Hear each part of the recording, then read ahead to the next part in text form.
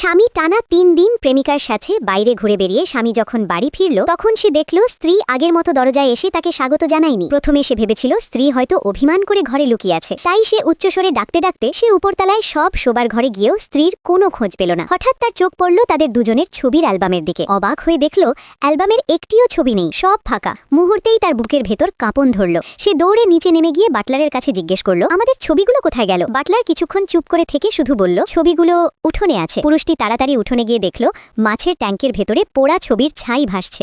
দগ্ধ ছবিগুলো দেখে তার রাগে চোখ লাল হয়ে গেল। সে গর্জে উঠল, কে ছবিগুলো পুড়িয়েছে? যখন জানতে পারল তার স্ত্রী নিজ হাতে সব ছবি পুড়িয়েছে তখন সে সঙ্গে সঙ্গে ফোন বের করে স্ত্রীকে মেসেজ পাঠালো, কিন্তু স্ক্রিনে লাল ভেসে উঠল। সে অনেক আগেই ব্লক করে দিচ্ছে। হাল না ছেড়ে সে স্ত্রীর বাবাকে ফোন করলো, কিন্তু ওপাশে ভেসে এলো ঠান্ডা স্বরে, এই নম্বরটি অস্তিত্বহীন। এবার সে সত্যিই ক্ষিপ্ত হয়ে উঠল।